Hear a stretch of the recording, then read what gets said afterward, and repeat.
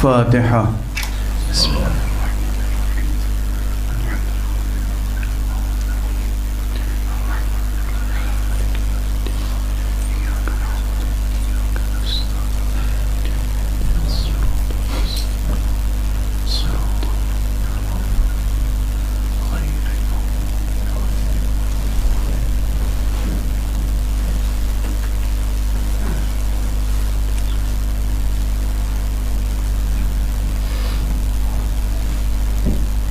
خوشنود سید الشهداء وعبد الله وآدم الصلوات. اللهم صل على محمد وآل محمد وعجل فرجهم. أعوذ بالله من الشيطان الرجيم.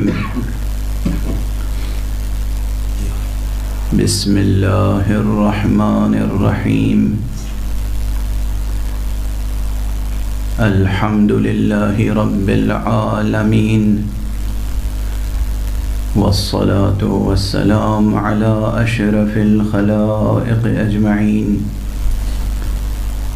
سيدنا وسيد الأولين والآخرين، حبيبنا وحبيب إله العالمين، إمام المرسلين وخاتم النبيين، أبي القاسم المصطفى محمد. اللهم صل على محمد وآل محمد وعلى أهل بيته الطيبين الطاهرين الهداة المهديين المعصومين المظلومين، واللعنة الدائمة على أعداء الحق والدين. أما بعد، فقد قال الله تعالى عز اسمه في محكم كتابه ومتقن خطابه. بسم الله الرحمن الرحيم. قل لله المشرق والمغرب، يهدي من يشاء إلى صراط مستقيم.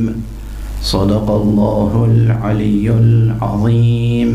اللهم صل على محمد وآل محمد وعجل. ایک اور ذرا بلندتر صلوات. اللهم صل على محمد وآل محمد وعجل. قرآن حکیم کے سورہ مبارک بقرہ کی 142ویں آیت کا ایک فقرہ، آخری حصہ، ہمارا سرنامہ قرآنی ہے، جس میں ایک لفظ یشاء بطور خاص کلیدی کلمے کے طور پر ہم نے رہنما قرار دیا ہے، اور اس یشاء سے جو لغوی اعتبار سے، صرفی اعتبار سے مصدر ہے مشیت، المشیعہ، وہ جزو عنوان گفتگو ہے، مشیت اور حسین۔ سب سے پہلے تو ایک وجدانی اور ذوقی کیفیت کی طرف اشارہ کر دوں کہ کبھی کبھی کسی موضوع گفتگو میں، عنوان میں، ٹاپک میں جو الفاظ آتے ہیں، ان الفاظ میں آپس میں ربط و تعلق معنوی کیا ہوتا ہے، اس کے بارے میں دل اور دماغ میں ایک الجھن سی ہوتی ہے۔ لیکن جب ہم مشیت اور حسین کہتے ہیں تو معلوم ہوتا ہے کہ ایک ایسا عنوان سامنے ہے جس میں کسی قسم کا استجاب نہیں پایا جاتا، ایسا تعلق ہے مشیت میں اور حسین میں۔ ہاں، یہ ضرور ہے کہ یہ ذوق پوری انسانی آبادی کی نسبت سے اگر غور کریں تو بہت تھوڑے سے لوگوں میں ہے۔ یہ ذوق ان لوگوں میں ہے جن میں سب سے پہلے تو حق سبحانہ و تعالی پر ایک یقین پایا جاتا ہے، جہاں خالق کا تصور ہے، معبود کا تصور ہے، اور ایسے خالق اور ایسے معبود کا تصور ہے کہ جو خالق مختار ہے اور فیاض ہے. سبحان اللہ سبحان اللہ. خالق ہونے کی حیثیت سے مختار ہے اور معبود ہونے کی حیثیت سے فیاض اور فیض رساں ہے. سبحان اللہ سبحان اللہ. اور یا تو اختیار و فیاضی رب کی بس انتہا یہی ہے، کیسا قادر مطلق اور کیسا فیاض علی الاطلاق ہے وہ، کہ جس نے کسی بھی صاحب ادراک و احساس سے جبراً سجدہ نہیں کرایا. سبحان اللہ. کیا کہتے ہیں سبحان اللہ. کیسا خدا ہے، کیسی عظمت کی نشانی ہے یہ. دیکھیے جہاں عظمتیں نہیں ہوتی وہاں لوگ اپنی عظمتوں کو منوانے کے لیے جبر کا سہارا لیتے ہیں، اقتدار کا سہارا لیتے ہیں. لیکن جہاں اقتدار نامتناہی ہو، جہاں اختیار نامتناہی ہو، وہاں پروردگار عالم نے کسی سے بجبر اپنا سجدہ نہیں کرایا ہے. روح زمین پر کوئی فرد بشر آپ کو نہیں ملے گا، اور اگر عالم بشریت سے ماورا دیکھنے کی اور ربط پیدا کرنے کی کسی میں سکت ہو، صلاحیت ہو، تو آپ دیکھیں گے کہ جو نادیدہ مخلوقات ہیں پروردگار کے، ان میں بھی کوئی یہ کہتا ہوا نہیں ملے گا کہ ہم سے جبراً سجدہ کرایا گیا ہے. وہ پروردگار، اس کا تصور اگر ذہن میں ہے، اجمالی تصور، ظاہر ہے کہ وہ ہمارے تصور میں محدود نہیں ہو سکتا. پروردگار ہمارے تصورات میں محدود نہیں ہو سکتا. اسی لیے میں نے کہیں عرض کیا تھا تو بعض حضرات کو شکوک و شبہات لاحق ہو گئے. یہ شکوک و شبہات بھی کورونا سے کم نہیں ہیں، جسے لاحق ہو جائیں ہلاک کر کے چھوڑتے ہیں. ان کی بھی شفا یابی کے لیے دعا کیجیے، صلوات پڑھیے ایک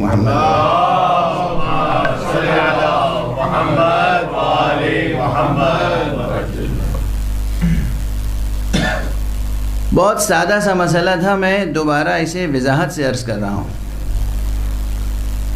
اور افسوس تب ہوتا ہے کہ جب ایسے لوگوں کی طرف سے اعتراض آئے جو خود کو پابند دین بھی یا ذمہ دار دین بھی کہتے ہوں، خود ادعا رکھتے ہوں کہ وہ ذمہ دار دین ہے.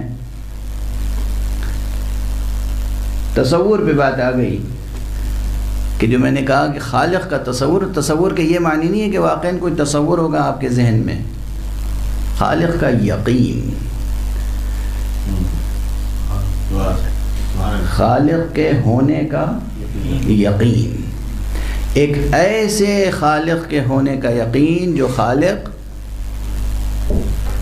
قادر مطلق ہے، اس کا اختیار نامتناہی، اس کی قدرت نامتناہی، اس کا فیض نامتناہی، اس کی عطا نامتناہی. تو یہ اگر یقین ہے، اب اسی یقین کے تعلق سے لوگ کہتے تھے خدا کا تصور بھی رکھتے ہو کہ نہیں بھائی؟ ورنہ خدا کا تصور تو کوئی بھی نہیں رکھتا اور رکھ بھی نہیں سکتا. خدا تو متصور ہو ہی نہیں سکتا نا. دیکھیے صاد واو رے کا جو یہ مادہ ہے، اسی سے صورت ہے، اسی سے تصویر ہے. نہ خدا صورت رکھتا ہے، نہ اس کی تصویر بن سکتی ہے، نہ وہ تصور میں آ سکتا ہے.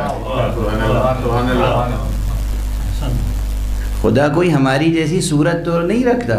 وہ مکتب الگ ہے جو قائل ہیں کہ اللہ ہمارا ہی جیسا ہے، نعوذ باللہ. جسم رکھتا ہے، سر و سینہ رکھتا ہے، ساق و قدم رکھتا ہے. ان سے ابھی گفتگو نہیں ہے. گفتگو ان سے ہے جو ایک ایسے خالق کو پر یقین رکھتے ہیں جس خالق سے محمد مصطفیٰ صلی اللہ علیہ وآلہ وسلم نے متعارف کرایا ہے۔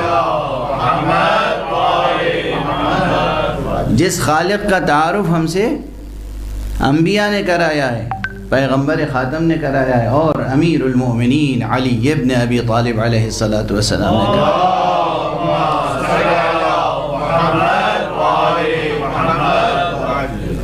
کہ یہ خدا وہ ہے کہ جو جسم نہیں رکھتا، یہ خدا وہ ہے کہ جو کسی مکان میں مقید اور محدود نہیں ہے، یہ خدا وہ ہے جو کسی زمان میں مقید اور محدود نہیں ہے، یہ خدا وہ ہے کہ جو ہمیشہ سے ہے اور ہمیشہ رہے گا، اور یہ ہمیشہ سے ہے اور ہمیشہ رہے گا۔ یہ کند سی تعبیر ہے، اس لیے کہ ہمیشہ سے اور ہمیشہ یہ جو الفاظ ہیں یہ زمانی ذہن کو مطمئن کرنے کے لیے ہیں۔ وہ ذہن جو کسی بھی اعتبار سے قید زماں سے آزاد نہیں ہو سکتے، ان کے لیے یہ الفاظ ہیں، ورنہ زمانہ تو خود مخلوق ہے، مکان خود مخلوق ہے۔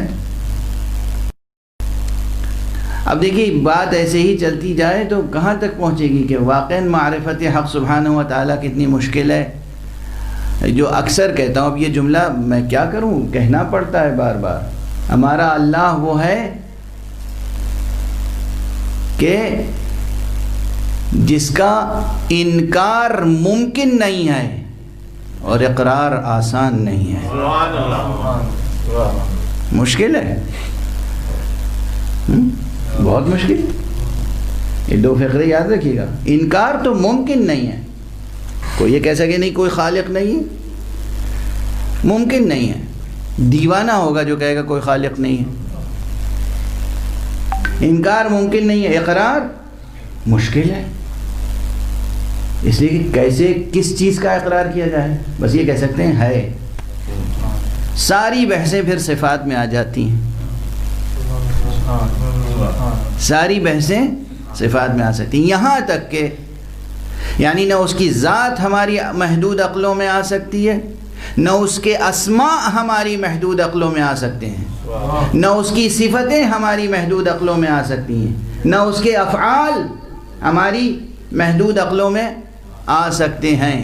یہ ہے دشواریاں، اور یہی دشواریاں ہیں کہ جب حیرت انگیز اللہ کے آنے والے اولیاء اور ائمہ اور انبیاء کے حیرت انگیز افعال دیکھتے ہیں صاحبان ایمان، تو انہیں مظہر خدا کہنا شروع کر دیں،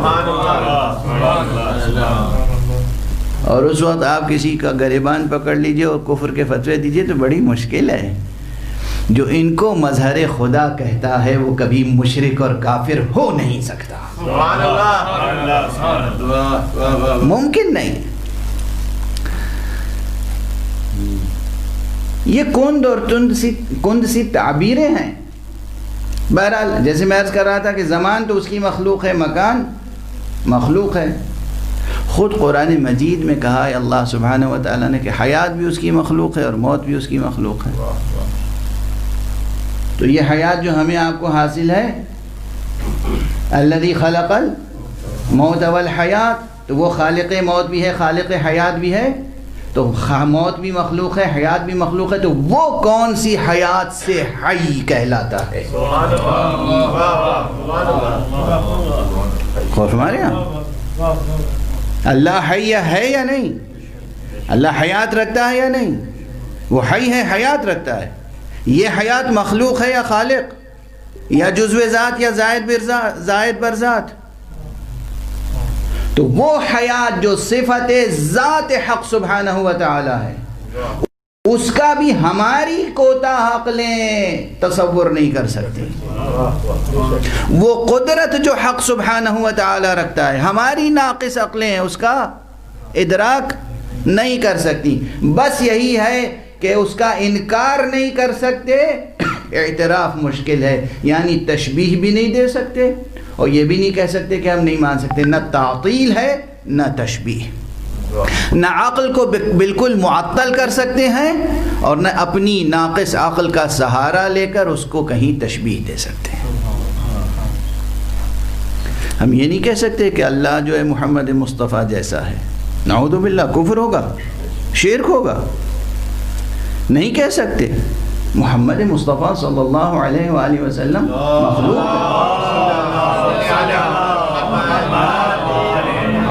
مخلوق ہیں۔ ہم یہ نہیں کہہ سکتے اللہ اور اس کے صفات امیر المومنین علی ابن ابی طالب علیہ السلام کی صفات کی طرح ہیں، نہیں کہہ سکتے، شرک ہے۔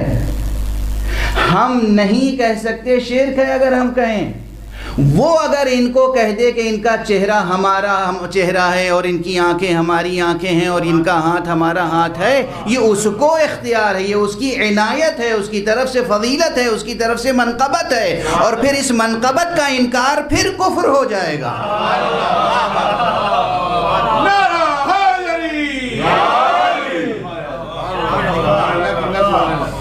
وہ اگر ان کو اپنا لے، وہ بادشاہ ہے، وہ مالک ہے، وہ اختیار ہے، سبحان اللہ، اس کی ذات بہت بلند ہے۔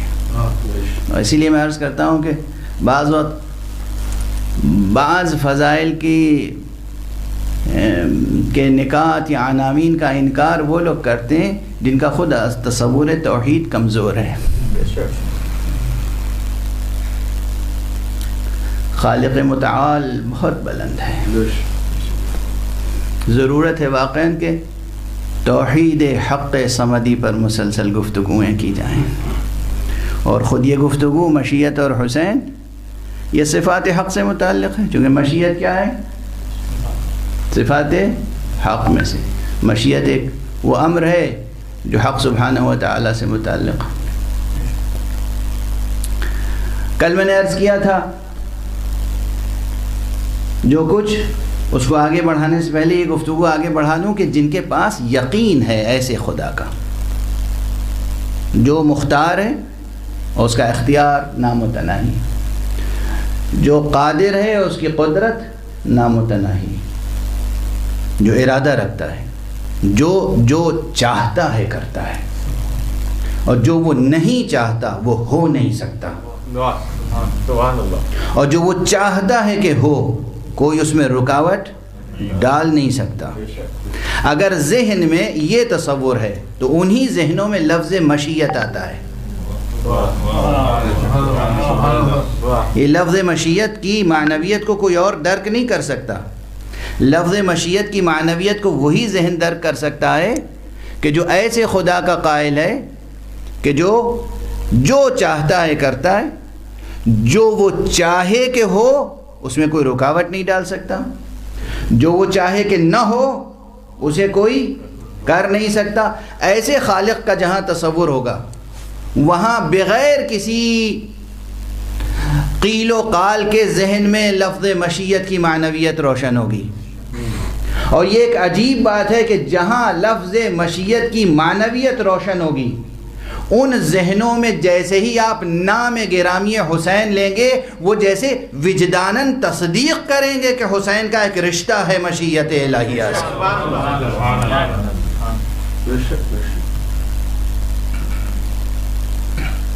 بات بلند افق تک پہنچ گئی، کافی بلند افق تک پہنچ گئی۔ دیکھیے کتابی علم الگ ہوتا ہے، کتابوں کے سہارے سے، عبارتوں سے، لفظوں سے، ڈکشنری سے معانی ڈسکور کرنا، ترجمہ کرنا، اور وجداناً کسی حقیقت کو درک کر لینا، یہ بہت بلند منزل ہے۔ ٹھہر کر یہاں جو طالبان علم ہے بطور خاص اور آپ سبھی حضرات اس بات کو بہت توجہ سے سماعت فرمائیں، اور جسے کہتے ہیں کہ صحیفہ دل میں رقم فرما لیں۔ یوں بھی کوئی بھی علمی مسئلہ کسی پر روشن نہیں ہو سکتا جب تک کہ لطف و عنایت پروردگار نہ ہو۔ کسی کتاب سے کوئی مسئلہ روشن نہیں ہوتا ہے، کوئی استاد کوئی مسئلہ روشن نہیں کرتا ہے۔ علمی مسئلے بالکل ایسے ہی ہے کہ جیسے دل میں اور دماغ میں کسی وقت اچانک ایک روشنی پیدا ہو جائے. اس طرح سے علمی مسئلے منکشف ہوتے ہیں. علمی مسئلے منکشف ہوتے ہیں، روشن ہوتے ہیں. روزمرہ کے مسئلے ہوں یا کوئی بڑے سے بڑا مسئلہ ہو، روزمرہ کے مسئلے ہم عادی ہوتے ہیں اس انکشاف کے. جس طرح روز سورج نکلتا ہے تو ہم عادی ہو جاتے ہیں اس کے. لیکن اگر کبھی کوئی ڈوبا ہوا سورج پلٹ آئے تو ہم اسے معجزہ کہتے ہیں. تو اسی طرح اگر کوئی مشکل مسئلہ ہے جو حل نہ ہو رہا ہو اور وہ اس وقت عنایت پروردگار سے، لطف پروردگار سے منکشف ہو جائے تو ہم اسے کشف کہتے ہیں. ورنہ کوئی بھی علمی مسئلہ ایسا نہیں ہے جو عنایت رب اکبر کے بغیر کسی پر روشن ہو جائے. تو یہ جو رشتہ منکشف ہوتا ہے ایک ذہن مومن میں، قلب مومن میں، کہ حسین کا مشیت سے رشتہ ہے. ظاہر استدلال کے طور، یعنی گفتگو دو مرحلے میں ہوتی ہے عموماً. ایک ہوتا ہے مرحلہ ثبوت اور ایک ہوتا ہے مرحلہ اثبات.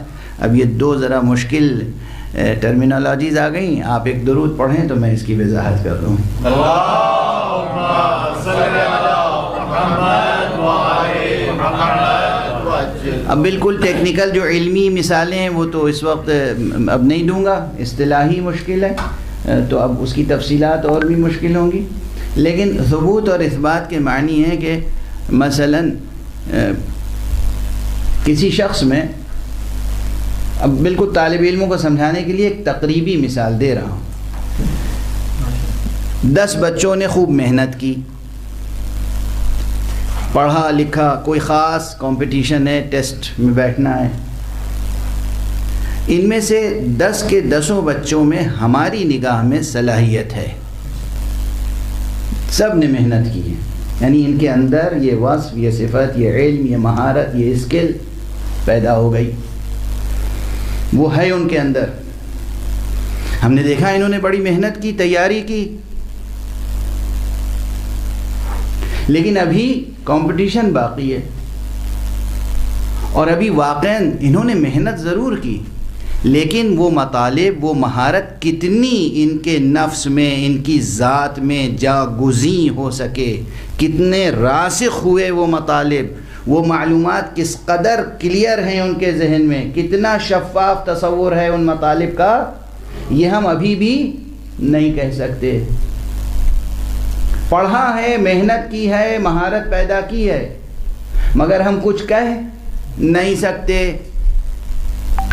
اب جب یہ ٹیسٹ میں بیٹھے اور ٹیسٹ کا رزلٹ آیا تو رزلٹ نے اعلان کیا کہ فلاں فلاں فلاں کے اندر صلاحیت ہے. ٹیسٹ کے اعلان نے صلاحیت پیدا نہیں کی، ٹیسٹ کے اعلان نے موجود صلاحیت کا اعلان کیا ہے صرف.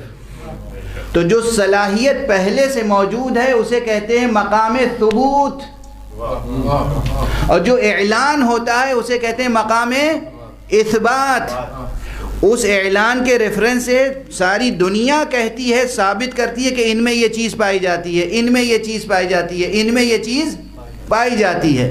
ثبوت تو خود ان کے اندر وصف ہے نا، مہارت تو ان کے اندر ہے. لیکن عرفاً عام لوگ کیا کہتے ہیں، غیر علمی اصطلاح میں اس بات کو ثبوت اور ثبوت کو اس بات کہنا شروع کر دیتے ہیں. غور ہمارے یہاں تو انبیاء، ائمہ، ان کا رشتہ ہوتا ہے مشیت سے، مگر بعض اعلانات ایسے ہوتے ہیں، بعض واقعات ایسے ہوتے ہیں کہ جو اس مقام ثبوت کے اعلان کے لیے اس بات کے طور پر ہمارے سامنے موجود ہوتے ہیں. سرکار سید الشہداء ابو عبداللہ الحسین علیہ السلام کی سیرت طیبہ پر جب ہم نظر ڈالتے ہیں، ترتیب واقعات پر جب ہم نظر ڈالتے ہیں، تو ہمیں ایک سے زیادہ ایسی روایتیں، ایسی حدیثیں، ایسے واقعات ملتے ہیں جہاں ثابت ہو جاتا ہے کہ ان کا تعلق مشیت پروردگار سے، مشیت حق سے ہے. اور انبیاء میں بھی ہے، اور ائمہ میں بھی ہے، اللہ کے اور ولیوں میں بھی ہے، لیکن سرکار سید الشہداء کا مقام بہت بلند ہے۔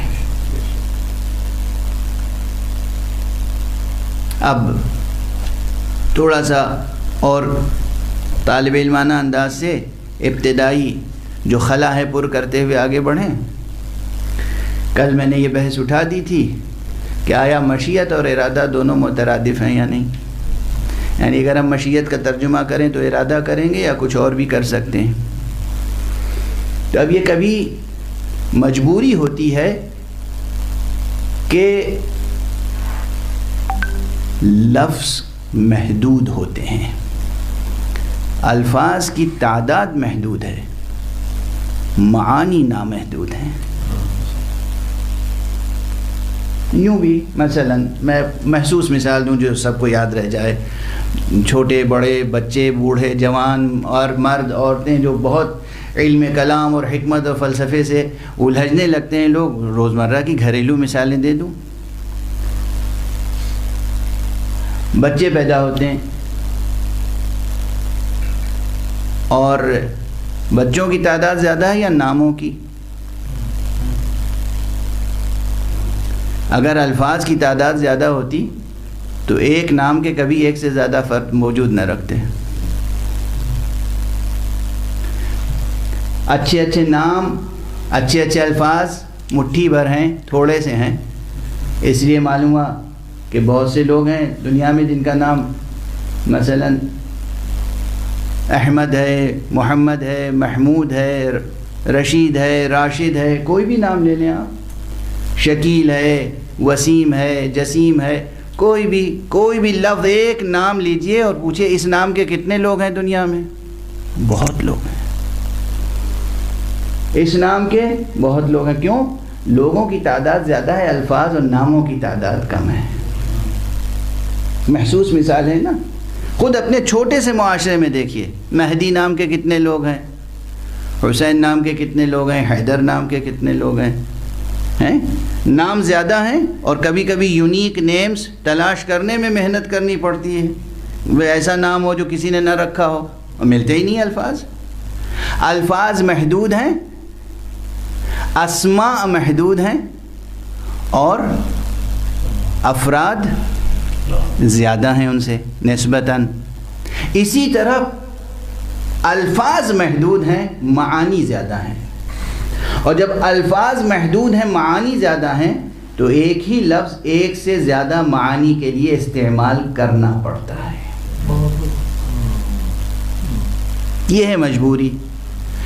تو ایک مقام پر مشیت کے معنی میں نے کل عرض کیے کہ اگر خوب غور و خوض کیجیے گا اور تمام علماء کی کتابیں نچوڑیے گا، وہ عبارت جوں کہ توں ملے گی نہیں جو میں نے گزارش کی ہے، لیکن یہ آپ کو تسلیم کرنا پڑے گا کہ مشیت کے معانی متعدد ہیں، ایک سے زیادہ معنی ہیں، ارادے کے معانی متعدد ہیں۔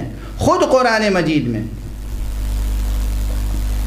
بہت بڑے عربی زبان کے لغت نگار ہیں، علامہ فیروز آبادی، جن کی کتاب القاموس بھی مشہور ہے، اور جنہوں نے قرآن مجید سے متعلق بصائر نام کی ایک عظیم الشان کتاب لکھی ہے علوم القرآن میں۔ انہوں نے لکھا کہ لفظ ارادہ جو ہے وہ قرآن مجید میں تقریباً 5 معانی میں استعمال ہوا ہے۔ کبھی کبھی یہ بھی ہوتا ہے کہ متکلم اتنا قوی ہو کہ ایک لفظ جتنی بار استعمال کرے نئے معانی منکشف کرے۔ سبحان اللہ، سبحان اللہ، سبحان اللہ۔ اور ہمارے یہاں خلاقیت ہو تو ایسی، ایک ہی لفظ اور معنی میں اگر محدود ہو کے رہ گئے تو کیسی خلاقیت ہے؟ اگر ایسی خلاقیت ہے کہ جتنی بار لفظ کا استعمال کیا اتنے بار نئے معانی کی تجلی سامنے آئی، تو معلوم ہے یہ ہے خلاقیت۔ تو خود قرآن مجید میں لفظ ارادہ متعدد معانی میں استعمال ہوا، لیکن میں عرض کر چکا ہوں کہ لفظ مشیت جو کہتا ہوں قرآن مجید میں تو نہیں ہے، لیکن دینی ادب میں، ریلیجس لٹریچر میں، اسلامک لٹریچر میں اور کلاسیکل اسلامک لٹریچر میں موجود ہے۔ تو مشیت کے ایک معنی یہ ذہن میں رکھیے گا کہ مشیت یعنی وہ ارادہ حق، اللہ سبحانہ و تعالیٰ کا وہ ارادہ جس سے وہ کسی شے کو شے ہونے کا اعتبار بخشتا ہے، جس سے وہ شے کو شے بناتا ہے، جس سے وہ لا شے سے شے بناتا ہے۔ بات یہاں تک پہنچی تھی۔ اب اس سے آگے بڑھاتے ہوئے پھر وہی بات ہے کہ بار بار سوچنا پڑتا ہے کہ بات کتنی پھیلائی جائے اور کہاں تک گفتگو کا دامن سمیٹا جائے۔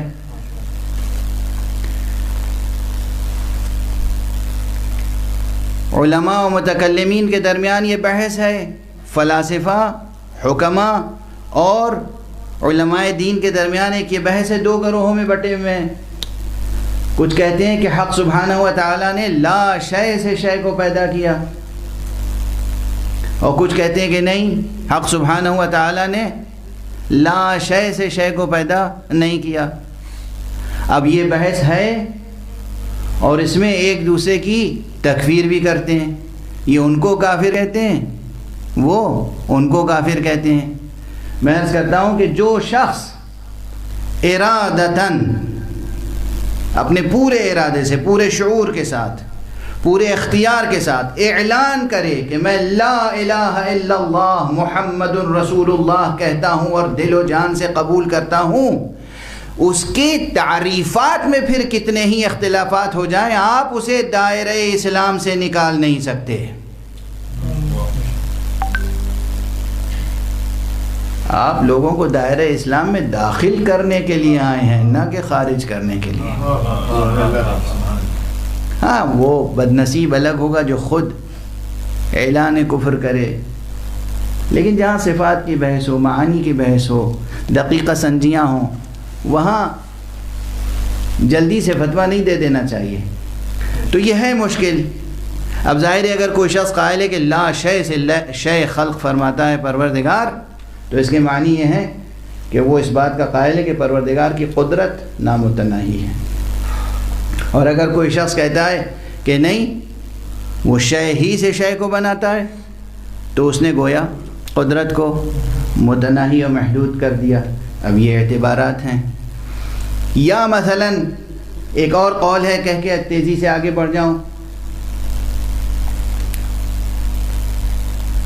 حضرت ابو حامد غزالی نے یہ قول غالباً سب سے پہلے کہا ہے، اور اس کے بعد لوگ دہراتے گئے کہ یہ کائنات جیسی کہ ہے، اس سے بہتر ممکن نہیں تھی۔ اگر ممکن ہوتی تو پروردگار یقیناً اس بہتر شے کو خلق فرماتا، اس سے بہتر ممکن نہیں تھی۔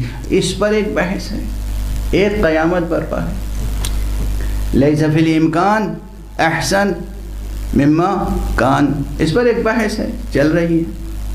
یہ سب بحثیں ارادہ و اختیار حق سے متعلق ہیں اور قدرت حق سبحانہ و تعالی سے متعلق ہیں۔ مشیت ایک وہ ہے کہ جو حق سے متعلق ہے، لیکن پھر اسی لفظ مشیت کو ارادے کے معنی میں بھی استعمال کر لیتے ہیں اور ارادے کو مشیت کے معنی میں بھی استعمال کر لیتے ہیں۔ خاص طور سے خاص لفظ مشیت سے ہٹ کر جب صرف فعل کی منزل آتی ہے، شاء یشاء، تو اس میں خود اللہ سبحانہ و تعالی نے مخلوقات کے لیے بھی یہ لفظیں استعمال کی ہیں۔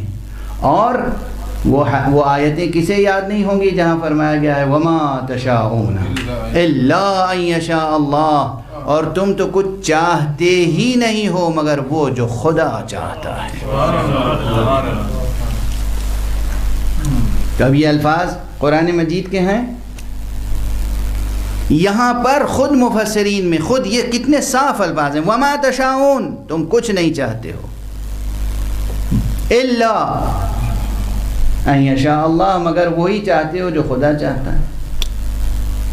تو یعنی ڈکشنری میننگ کے اعتبار سے الفاظ بہت سادہ ہیں اور گرامیٹیکل کمپوزیشن کے اعتبار سے ترکیب جملے کی بہت صاف ہے، ترجمہ کرنا، ٹرانسلیشن کرنا کوئی دشوار نہیں ہے، پھر بھی انہی آیتوں کے ذیل میں ایسی قیامت کی بحثیں ہیں کہ نہ پوچھیے۔ انہی آیتوں کو سامنے رکھ کر ایک جبر کا قائل ہو جاتا ہے اور ایک تفویض کا قائل ہو جاتا ہے۔ انہی آیتوں کے سامنے رکھ کر جبریہ و قدریہ و نہ جانے کتنے مکاتب وجود میں آ جاتے ہیں۔ کیوں؟ اس لیے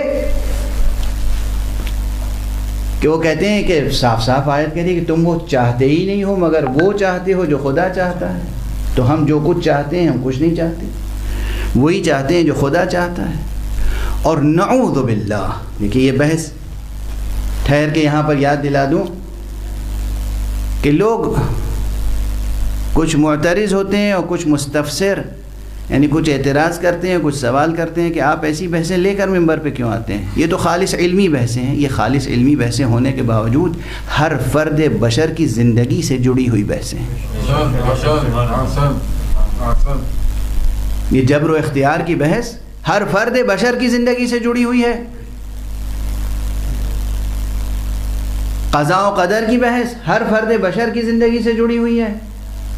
ضرور عالم، فقیہ، متکلم، حکیم، دانا اپنی سطح پہ اپنی مخصوص زبان میں اپنی مخصوص اصطلاحوں میں گفتگو کرتے ہیں، لیکن مبتلا سب ہیں۔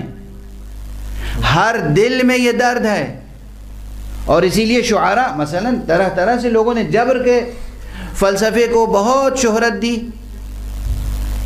اب سادہ سا ایک شعر مجھے یاد آ رہا ہے کہ کس قدر دلاویز طریقے سے جبر کا اعلان کر جاتا ہے شاعر شیخ ابراہیم ذوق۔ بہت سے لوگ اکثر ان کے یہ دو مصرے دہراتے ہیں کہ لائی حیات آئے، قضا لے چلی چلے، اپنی خوشی نہ آئے نہ اپنی خوشی چلے۔ یہ کس چیز کا اعلان ہے؟ جبر کا اعلان کہ نہ ہم اپنی خوشی سے آئے ہیں نہ اپنی خوشی سے جائیں گے، اور پھر اس دو نقاط کے درمیان جو کچھ کر رہے ہیں وہ بھی گویا پھر مشیت کسی کی ہے، مرضی کسی کی ہے، ارادہ کسی کا ہے، ہم تو بس کر رہے ہیں۔ یہاں پر یہ منزل وہاں تک پہنچاتی ہے جہاں لوگ صاحبان ایمان کی ناقدری کرنا شروع کر دیتے ہیں اور گنہگاروں کی طرفداری کرنا شروع کر دیتے ہیں۔ بس سربستہ جملے میں یہی عرض کر سکتا ہوں، صاحبان ایمان کی ناقدری اور گنہگاروں کی طرفداری۔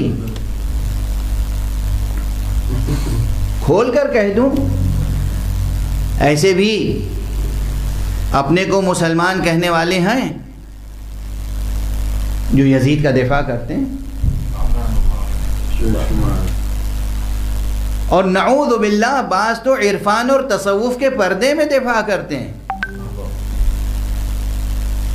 تو لفظ تصوف و عرفان سے ہر جگہ مرعوب نہ ہو جائیے گا، دھوکہ نہ کھا جائیے گا۔ عارف ہیں، صوفی ہیں، ولی اللہ ہیں، خانقاہ نشیں ہیں، اور معلوم ہوا کہ عقائد کی منزل میں کیا ہیں؟ وہ کہتے ہیں کہ یعنی کس قدر دلاویز طریقے سے بیان کرنا چاہتے ہیں کہ اللہ سبحانہ و تعالی یہ چاہتا تھا کہ حسین کو شرف شہادت مل جائے، اس لیے اس نے یزید کو وسیلہ بنایا تاکہ حسین کو یہ شرف مل جائے۔ نعوذ باللہ، یزید کو اللہ سبحانہ و تعالی کی طرف سے حسین کو شرف شہادت عطا کرنے کے لیے وسیلہ قرار دینے والے، یاد رکھ جہنم میں جانے کے لیے تیرا وسیلہ بھی یزید ہی بنے گا۔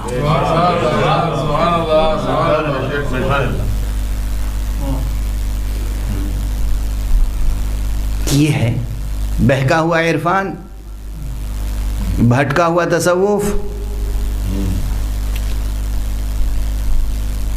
کوئی بھی بھٹک سکتا ہے، صوفی بھی، فقیہ بھی، متکلم بھی، حکیم بھی، فلسفی بھی، کوئی بھی بھٹک سکتا ہے۔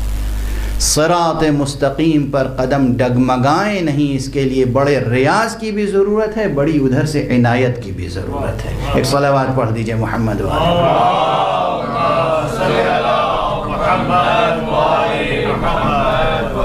بڑی عنایت کی ضرورت ہے۔ تو یہ بحثیں جب آگے بڑھتی ہیں تو میں نے عرض کیا کہ ہر شخص کی زندگی سے جڑی ہوئی بحثیں ہیں کہ ہم جو کچھ کرتے ہیں کیا اپنے اختیار سے کر رہے ہیں یا مجبور ہیں یہ سب کرنے پر۔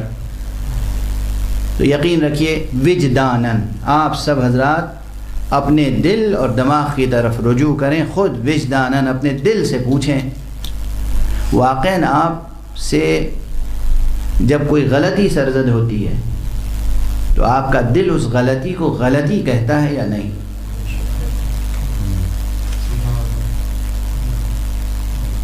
اور جب کوئی نیک عمل آپ انجام دیتے ہیں تو آپ کا دل اس پر مسرت محسوس کرتا ہے یا نہیں؟ اور اس نیکی کو نیکی کہتا ہے یا نہیں؟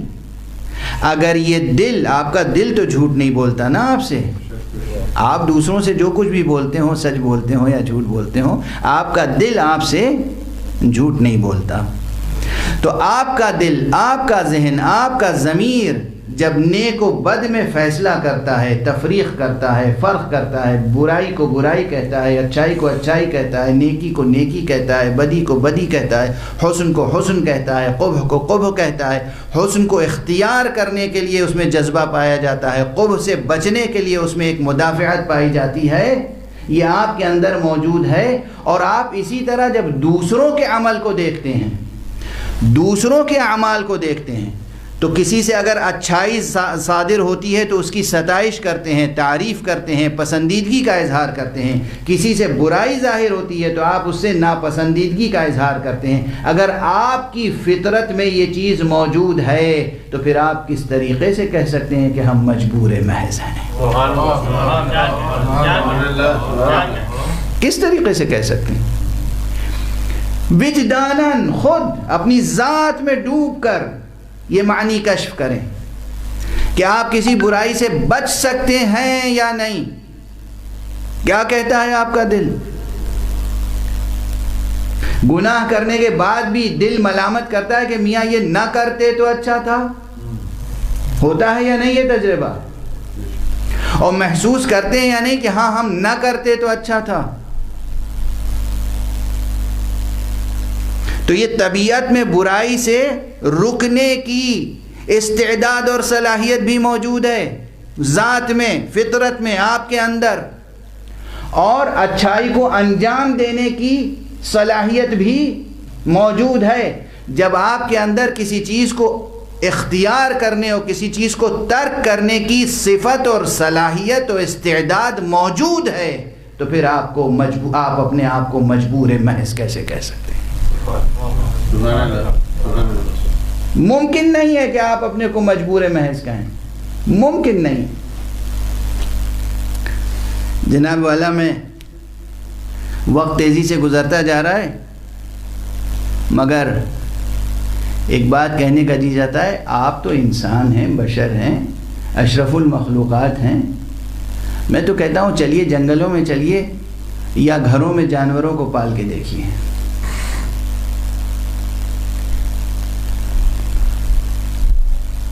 جانوروں کو بھی اللہ سبحانہ و تعالی نے جو خلق فرمایا ہے ان کے اندر بھی ایک اختیار رکھا ہے۔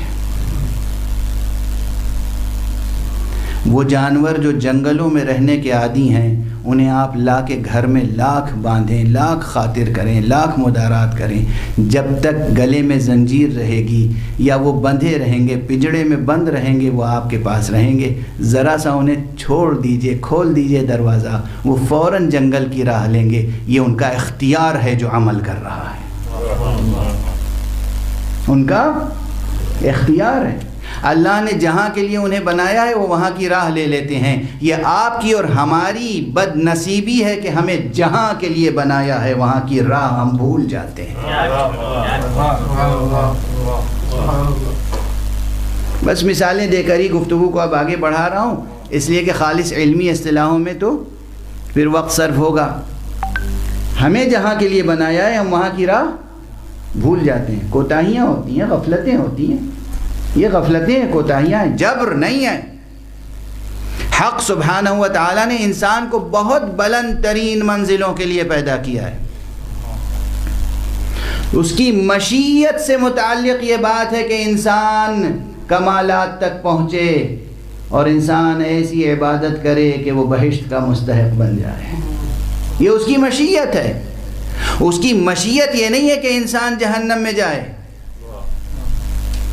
اسی لیے معصوم نے جو ارشاد فرمایا عام سطح ذہنی کو سامنے رکھ کر کہ حق سبحانہ و تعالیٰ کی ایک مشیت ہے، ایک ارادہ ہے، ایک مرضی ہے. کبھی کبھی وہ کسی چیز، کوئی چیز اس کی مشیت میں ہوتی ہے مگر وہ اس سے راضی نہیں ہوتا.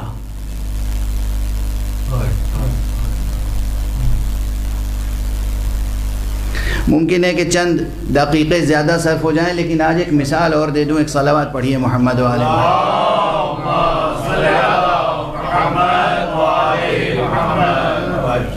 بھئی. یہ کیسے ممکن ہے کہ کوئی چیز مشیت میں ہو، علم میں ہو اور پھر اس سے راضی بھی نہ ہو؟ اب یہ ہم اپنی اور آپ کی زندگی سے مثال دیتے ہیں. فرض کیجئے، فرض کیجئے کہ کوئی صاحب ہیں، ان کے 2 بیٹے ہیں. ایک بیٹا نہایت لائق،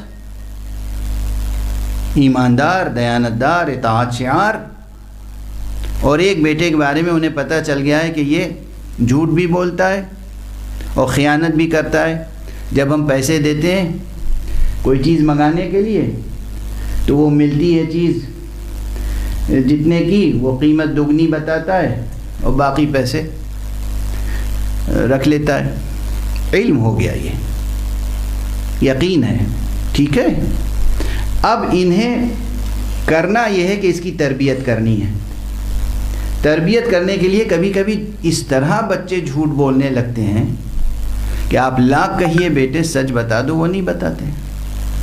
تو پھر ان کی زبان سے سچا اعتراف کرانے کے لیے تدبیریں کرنی پڑتی ہیں. آپ جانتے ہیں کہ یہ خائن ہے، خیانت کرے گا، مگر آپ نے اسے بلایا. اب میں ہندوستانی زبان میں بات کر رہا ہوں تو ہندوستانی مثالیں دوں گا. آپ لوگ لندن میں بیٹھے ہیں، پاؤنڈ میں ترجمہ کر لیجئے گا. آپ نے اسے 100 روپے دیے، چیز تھی 50 روپے کی. آپ نے کہا بیٹے یہ لے جاؤ. آپ دے رہے ہیں اسے، آپ کو معلوم ہے کہ چیز 50 کی ہے، آپ دے رہے ہیں اسے 100 روپے. آپ کو معلوم ہے کہ یہ آ کے بتائے گا کہ یہ چیز 90 کی یا 100 کی ملی. آپ نے دوسری طرف دوسرے بیٹے سے کہا کہ تم ذرا فاصلے سے کھڑے رہنا، اور جب اس کی بات ہو دکاندار سے تو سننا کہ وہ کیا کہہ رہا ہے، دیکھنا کہ کیا قیمت دے رہا ہے. اور ہمارے یہاں اب وہ بیٹا، اسے خبر نہیں کہ کوئی شخص مجھے دیکھ رہا ہے، وہ گیا 100 روپے آپ نے دیے اپنے اختیار سے. آپ کی مرضی تھی کہ وہ خیانت کرے،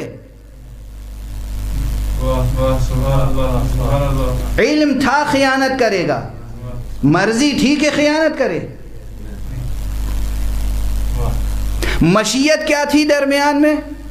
مشیت تھی کہ دی جا رہی ہے یہ چیز، اسے دی جانی چاہیے تاکہ اس کی آزمائش ہو.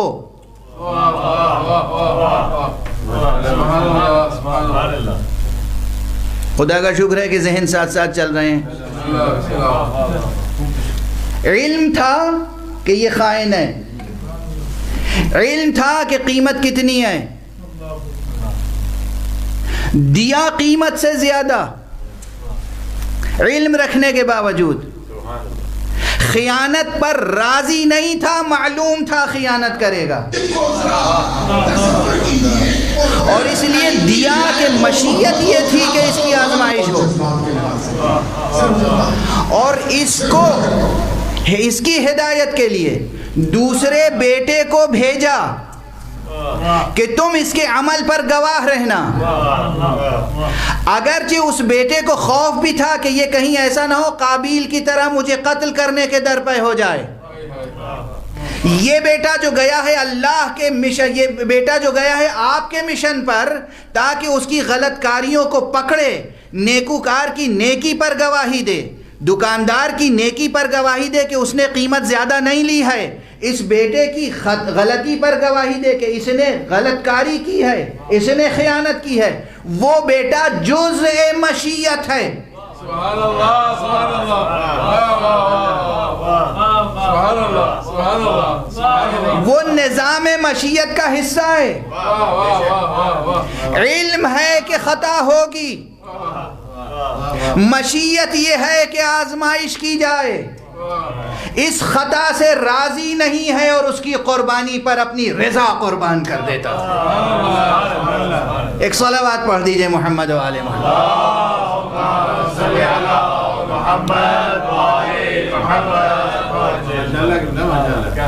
واضح ہے مثال؟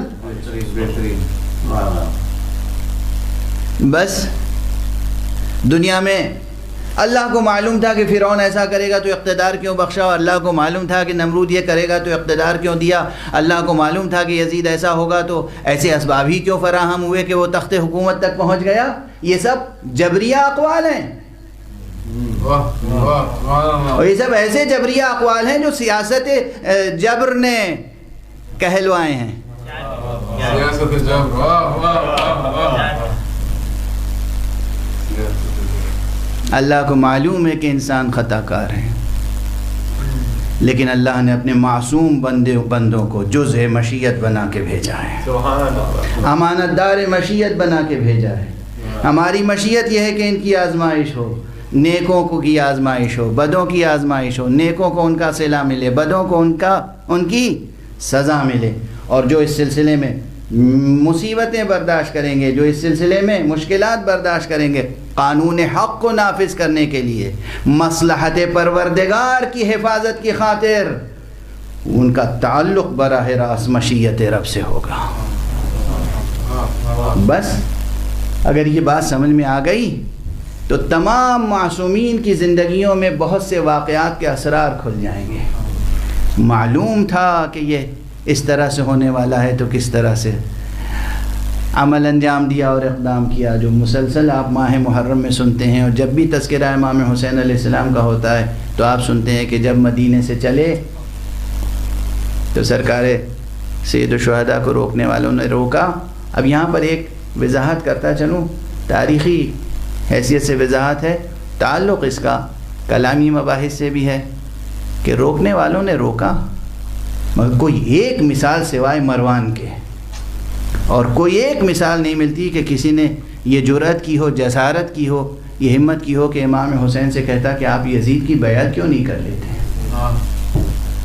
کسی نے یزید کی بیعت کا مشورہ نہیں دیا ہے، کسی صحابی نے، کسی ہاشمی نے یا غیر ہاشمی نے مشورہ بیعت کا نہیں دیا ہے سوائے ایک مروان کے۔ اور جب مروان نے کہا کہ یا ابا عبداللہ، اے حسین، میں آپ کو ایک مشورہ دے رہا ہوں، قبول فرما لیجئے، اس میں آپ کی بھلائی ہے، آپ یزید کی بیعت کر لیجئے۔ تو امام حسین نے فرمایا انا للہ و انا الیہ راجعون وعلی الاسلام السلام اذا ابتلیت الامت براع مثل یزید۔ اگر یہ امت یزید جیسے حکمراں سے آزمائش میں مبتلا ہو تو پھر اسلام پر سلام ہے، علی الاسلام السلام، سوائے اس ایک مثال کے اور کوئی نہیں ملتا۔ اور یہ سب معمور ہیں، ورنہ کوئی نہیں ملتا جس نے امام حسین سے کہا ہو کہ آپ بیعت کر لیجئے۔ ہاں یہ ضرور کہا کربلا نہ جائیے، کوفہ نہ جائیے، مدینہ نہ چھوڑیے، یہ ضرور کہا، مگر آقا نے کیا فرمایا؟ شاء اللہ ان یرانی قتیلا، اللہ کی مشیت یہ ہے کہ وہ اپنی راہ میں مجھے کشتہ جور و جفا دیکھے۔ بس وقت تیزی سے نکل گیا۔ آج میرا جی چاہ رہا ہے ایک ایسی شہادت کا تذکرہ کروں کہ جس کا عموماً محرم کے اس عشرے میں کم تذکرہ ہوتا ہے برابر ہوتا ہے، ممبروں سے بعد میں مجالس میں لوگ کرتے ہیں، لیکن عشرہ اولیٰ میں یہ تذکرہ کم ہی ہوتا ہے، شاذ و نادر ہوتا ہے۔ اور یہ اس لیے بھی کر رہا ہوں کہ آج کل پوری دنیا میں جو سیاست جور و جفا ہے، جو سیاست ظلم ہے، جو ڈسکریمنیشنز کی سیاستیں ہیں، جو تعصبات کی سیاستیں ہیں، ان میں آج بھی رنگ و نسل کا کتنا فرق ہے، کتنی تفریق ہے۔ دیکھیے ابھی امریکہ میں ایک سیاہ فام انسان کو کس ظلم و ستم سے قتل کر دیا گیا تھا اور اس پر کس قدر پوری دنیا میں احتجاج ہوا۔ میں اس منبر حسینی سے عرض کرتا ہوں دنیا والوں کے سامنے کہ خدا کی قسم واقعہ کربلا میں ہر ایک کے غم کا مداوع موجود ہے۔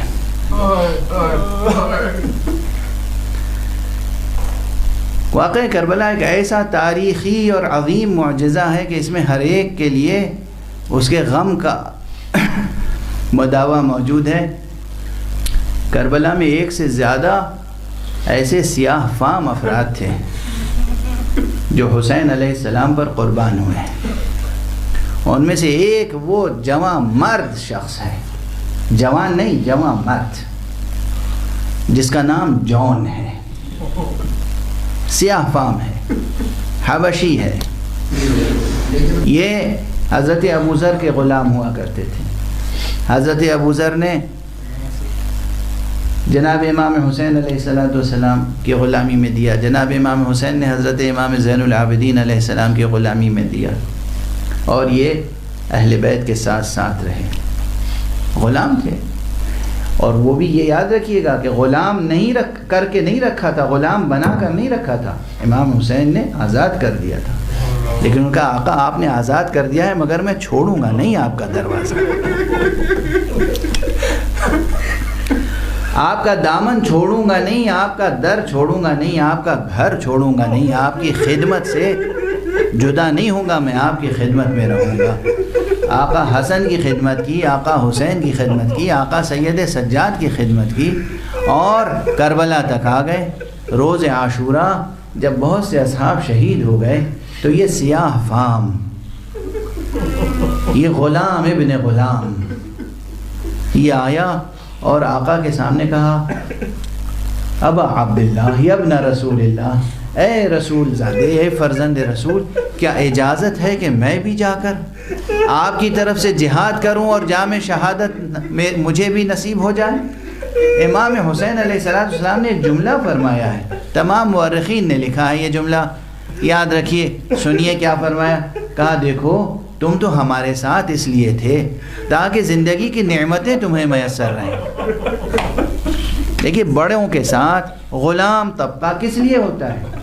فقیر طبقہ، نادار طبقہ، محتاج طبقہ، غلام، کنیزیں کس لیے ہوتی ہیں؟ بڑوں کے ساتھ ہوتی ہیں تاکہ ان کی زندگی بھی ان کے سائے میں عیش و عشرت سے بسر ہو جائے، ان کی ضرورتیں پوری ہوتی رہیں، وہ محتاج نہ رہیں کسی کے۔